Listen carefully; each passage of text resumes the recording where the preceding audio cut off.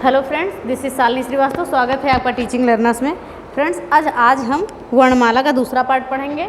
कल हमने पिछले वीडियो में हमने वर्णमाला का कुछ बेसिक चीज़ देख लिया था। आज हम देखते हैं वर्णमाला का आगे। ओके, तो देखते हैं स्वर और व्यंजन। ओके, पहले हम देखते हैं स्वर और व्यंजन। स्वर कितने होते हैं? स्वर जो होते हैं हमने पढ़ा है 11 होते हैं। ओके, तो पहले हम स्वरों को देखते हैं। स्वर कितने प्रकार के होते हैं? मूल रूप से 3 प्रकार के होते हैं। ह्रस्व स्वर जिसे हम मूल स्वर भी कहते हैं, मूल स्वर। दीर्घ स्वर, दूसरा है दीर्घ स्वर और तीसरा है प्लुत स्वर। ओके, तो ह्रस्व स्वर, दीर्घ स्वर, प्लुत स्वर। ह्रस्व स्वर में आते हैं 4 मूल वर्ण होते हैं, अ, ई, उ, री। ये एग्जाम में पूछता है कि ये दे देता है इसमें से कौन सा इसमें ह्रस्व या मूल स्वर है, पूछ लेता है। ओके, तो ये क्या होते हैं? जो ह्रस्व स्वर होते हैं ये लघु मात्रिक होते हैं। ओके, यानी एक मात्रा वाले होते हैं, लघु मात्रिक।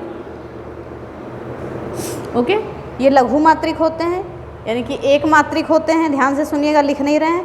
हस्तलिखित होते हैं, मूल होते हैं, शिथिल होते हैं और कोमल होते हैं। ओके, यहाँ लिख देते हैं शिथिल और कोमल।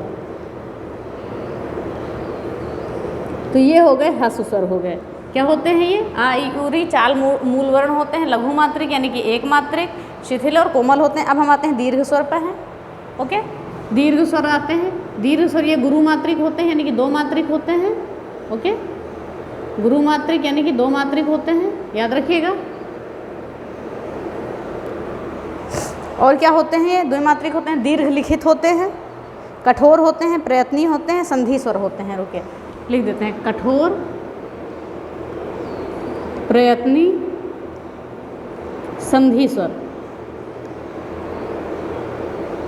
और 2 मात्रिक तो बता दिया था हमने। ओके, और दीर्घ मात्रिक होते हैं, दीर्घ लिखित होते हैं।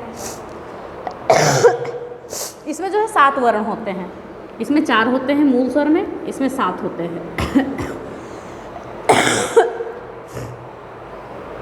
अब 7 कौन कौन से होते हैं देखते हैं। आ, ई, उ, आ, ई, उ।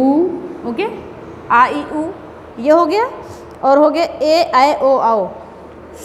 ए, ऐ, ओ, आओ। कितने हो गए? 7 हो गए। ओके, और अगर हम देखें तो ध्यान से देखिएगा। हमने ये बताया दीर्घ स्वर होते हैं आ, ई, उ, ए, ऐ, ओ, आओ। तो ये जो 3 स्वर होते हैं, इन स्वरों को कहा जाता है मुख्य दीर्घ या सजातीय सवर्ण वर्ण। इसको क्या कहते हैं? मुख्य दीर्घ कहा जाता है। मुख्य दीर्घ या सजातीय सवर्ण। सजातीय कहा जाता है या सवर्ण कहा जाता है। ओके, याद रखिएगा, पूछ भी सकता है। आ, ई, उ को मुख्य दीर्घ, सजातीय और सवर्ण कहा जाता है। ओके, और फिर आगे आता है ए, ऐ, ओ, आओ। ये क्या होते हैं? ये होते हैं असमान। ओके, मिश्रित या संयुक्त असवर्ण कहा जाता है इनको। ये होते हैं असमान, असवर्ण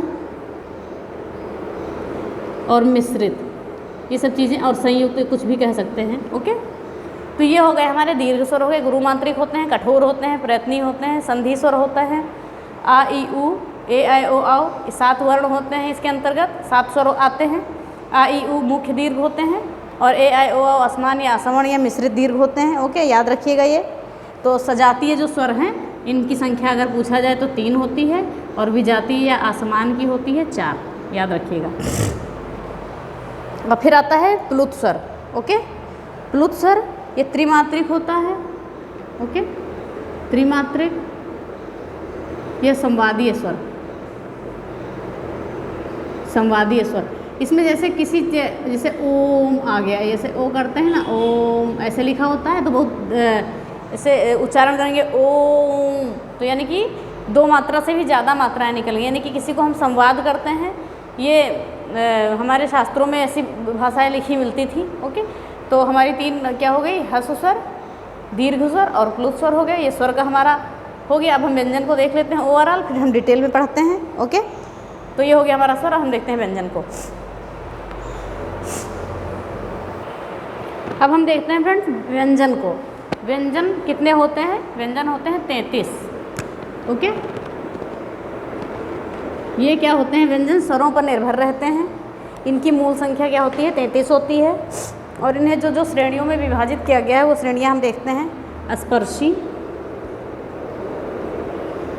ओके, स्पर्शी व्यंजन, अंतस्थ व्यंजन,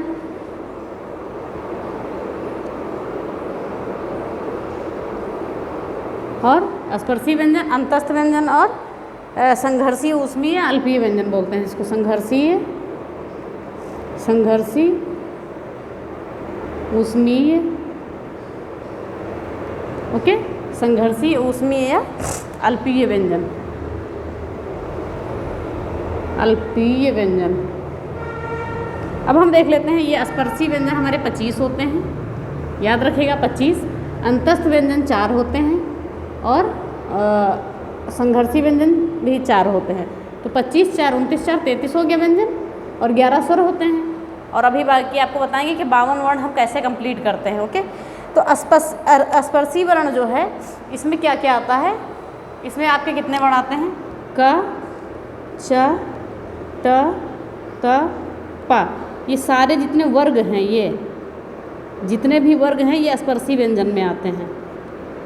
क वर्ग, चा वर्ग, टा वर्ग, ता वर्ग और पा वर्ग। ओके, क, चा, टा, ता, पा बोलते हैं। क, चा, टा, ता, पा।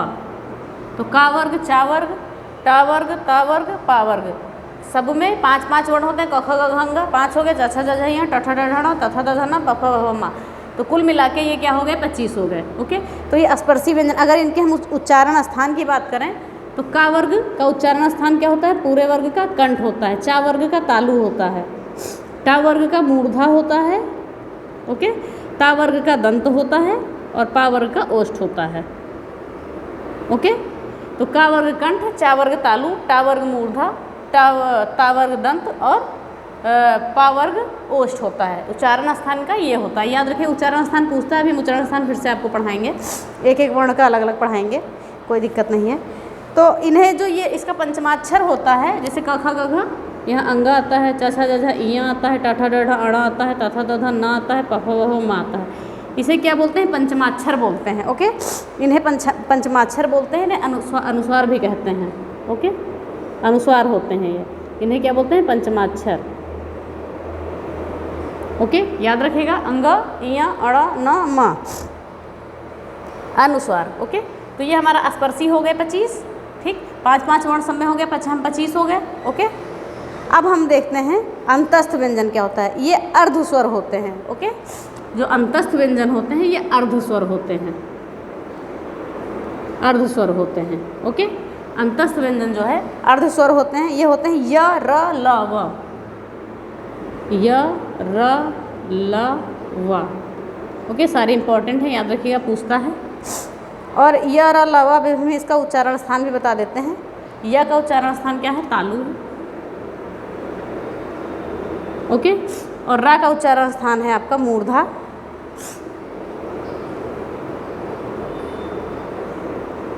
ल का है दंत और व का है दंतोष्ठ। व, दंतोष्ठ। ओके, तो अर्धस्वर होते हैं य, र, ल, व। ठीक है, हमने देख लिया 4 होते हैं अंतस्थ वर्ण, य, र, ल, व। तो कुल अर्धस्वर माना जाए तो 3 होते हैं। ठीक है, कुल अर्धस्वर कितने होते हैं? ये अर्धस्वर व्यंजन पूछा गया तो मैंने 4 बताया। अगर कुल अर्धस्वर पूछा जाए तो 3 होते हैं, कुल या मूल है। ओके, और जो मुख्य अर्धस्वर होते हैं ये 2 होते हैं। मुख्य अर्धस्वर ये 2 होते हैं, य और व। ओके, याद रखिएगा, य और व मुख्य अर्धस्वर यानी कि 2 होते हैं। फिर आता है संघर्षीय, ऊष्मीय और अल्पीय व्यंजन। ये 4 होते हैं। श, स, स, ह, श, स, ह। ये क्या होते हैं? ऊष्मीय होते हैं। ओके, तो हम इसका भी उच्चारण स्थान देखते हैं, फिर देखते हैं। तो श का उच्चारण स्थान क्या होता है? तालु होता है। इस्सा का होता है मूर्धा, इस्सा का होता है दंत और ह का होता है कंठ। ओके, तालु, ये शा, ये इसको ताश बोल सकते हैं, इसको ओके, इसको मास बोल सकते हैं, इसको सात बोल सकते हैं, तो इससे आ जाएगा समझ में कि क्या है ये।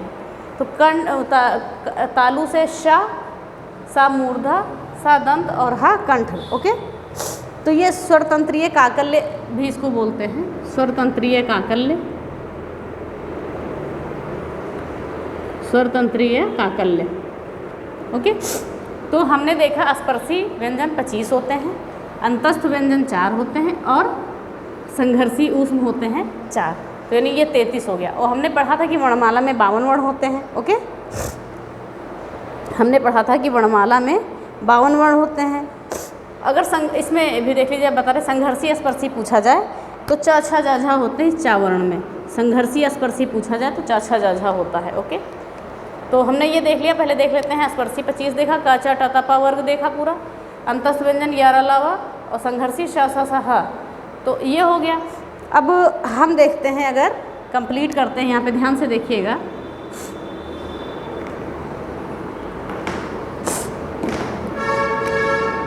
हमने क्या पढ़ा था, 11 स्वर पढ़ा। ओके, 11 स्वर पढ़ लिया। फिर हमने पढ़ा 33 मूल व्यंजन पढ़े। ये 33 मूल व्यंजन है। ये क्या है, ये मूल व्यंजन है, मूल व्यंजन है। रुकिए, इसको मिटा के बताते हैं।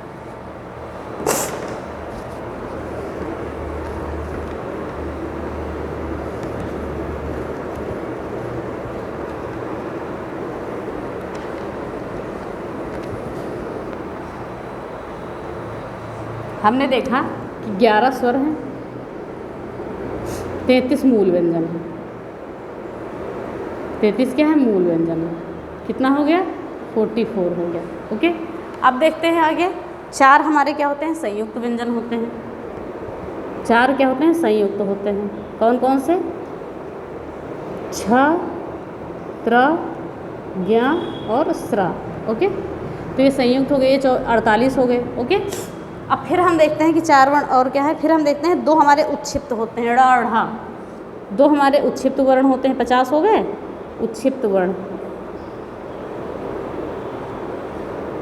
ये होता है ड़ और ढ। ओके, फिर 50, अब 2 बचे। 2 होते हैं हमारे अयोगवाह। 2 कौन से होते हैं, अयोगवाह। तो ये हो गए हमारे कंप्लीट 52। अंग और अह क्या होते हैं, अयोगवाह होते हैं, अंग और अह। ओके, समझ में आया कि कैसे 52 हुए पूरे। और देखते हैं हम एक बार और, इसको समझते हैं फिर देखते हैं। तो हमने देखा कि 11 हमारे स्वर हो गए, जो हमने मूल स्वर पढ़े। 33 मूल व्यंजन हो गए। फिर 4 हमारे संयुक्त व्यंजन हो गए, 2 उच्छिप्त वर्ण हो गए और 2 अयोगवाह हो गए। यहाँ अयोगवाह लिख देते हैं। तो इससे हमारा पूरा 52 पूरा हो जाता है। ओके, तो ये हमारा वर्णमाला हो गया।